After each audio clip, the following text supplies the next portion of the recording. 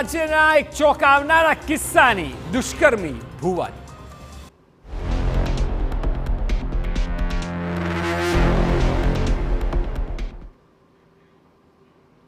આમ આપણે ગમે તેટલી વિકાસની વાતો કરી લઈએ, પરંતુ સત્ય એ છે કે આજે પણ લોકો સમસ્યાનું સમાધાન લાવવા માટે ભુવાઓ અને તાંત્રિકોનો સહારો લેશે અને આ વાતનો ફાયદો આવા બોગસ લોકો ઉઠાવે છે।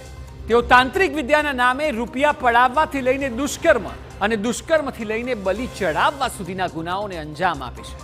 સુરતમાં તાંત્રિકે જે કૃત્ય કર્યું છે તે ખરેખર ચોંકાવનારું છે। જોઈએ આ રિપોર્ટ।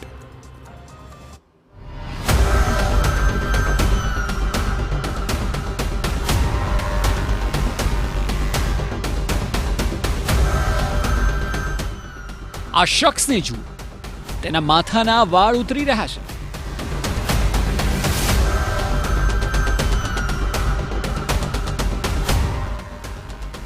મોઢામાં ચપ્પલ છે અને હાથ જોડીને માફી માંગી રહ્યો છે।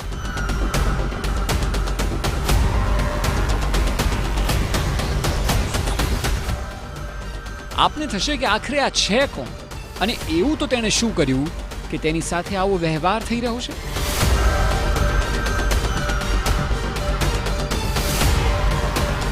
આ શખ્સ દુષ્કર્મના કેસનો આરોપી છે।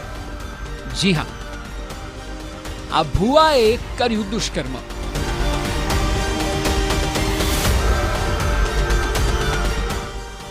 વિધિના નામે દુષ્કર્મનો આરોપ।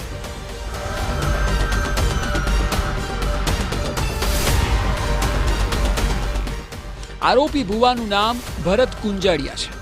તે મૂળ અમરેલીનો છે અને તાંત્રિક વિધિ કરવા માટે તેને તેના પિતરાઈએ સુરત બોલાવ્યો હતો અને તેણે વિધિ કરવાના બહાને પીડિતાને વશમાં કરી અને બાદમાં દુષ્કર્મ ગુજાર્યું હતું। ફરિયાદી અને તેના જે પતિ છે તેમને નગ્ન કરી અને જે રીતે વિધિ કરી હતી અને ત્યારબાદ જે ફરિયાદી જે મહિલા છે તેના પતિને બહાર કાઢી મૂકવામાં આવ્યો હતો ઘરની બહાર, અને ત્યારબાદ જે મહિલા છે તેની અંદર રૂમની અંદર તેની સાથે શારીરિક છેડછાડ કર્યા હોવાની જે વિગત સામે આવી રહી છે, તેની સાથે દુષ્કર્મ કર્યા હોવાની જે હકીકત સામે આવી હતી। અને ત્યારબાદ આ ભૂવો હતો તે વિધિ કરી અને ત્યાંથી ચાલ્યો ગયો હતો। ત્યારબાદ 2 થી 3 દિવસ બાદ આ જે પરિણીતા મહિલા છે તેના દ્વારા પોતાના પતિને આ બાબતે હકીકત જણાવી હતી। જો કે ત્યારબાદ આરોપી ભુવાને પકડીને પાઠ પણ ભણાવાયો। ભુવાના અડધા વાળ કાપીને માફી મંગાવાઈ હતી અને મોઢામાં ચપ્પલ લેવડાવ્યું હતું। ભુવો હવે કોઈ પણ પ્રકારે તાંત્રિક વિધિ નહીં કરે તેવી કબૂલાત પણ કરે છે, માફી પણ માંગે છે। આ અંગેનો વિડીયો પણ હવે વાયરલ થયો છે। મેં વિધિ કરી હતી તાંત્રિક જે કાંઈ હતું તે એની હું માફી માંગુ છું અને હું રણોજાવાળાના સાથે એની સાક્ષીએ હું માફી માંગુ છું। આજથી આ બધું હું બંધ કરું છું, માફી માંગુ છું। પીડિતા દ્વારા ફરિયાદ બાદ પોલીસે તાત્કાલિક કાર્યવાહી કરતા આરોપી ભુવાને ઝડપી પાડ્યો હતો।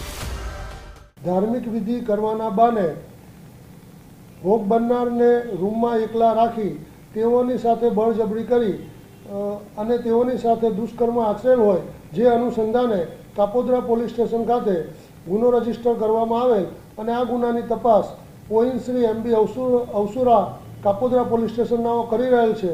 ઉપરોક્ત ગુનાના કામે આરોપી ભરતભાઈ કડવાભાઈ કુંજડિયાનાઓને આજ રોજ ધરપકડ કરવામાં આવેલ છે અને હાલ તેઓ પોલીસ કસ્ટડીમાં છે। અહીં સવાલ અનેક ઊભા થઈ રહ્યા છે। સૌથી પહેલો સવાલ એ છે કે આખરે ક્યાં સુધી આ જ પ્રકારે અંધશ્રદ્ધાનો ખેલ ચાલતો રહેશે? લોકો ક્યાં સુધી ભુવાઓના સહારે રહેશે?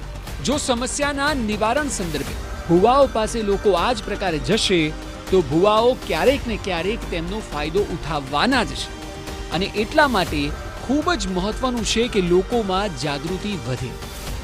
સુરતના કેસમાં હવે પોલીસે આરોપી ભુવા સામે કડક કાર્યવાહી હાથ ધરી છે।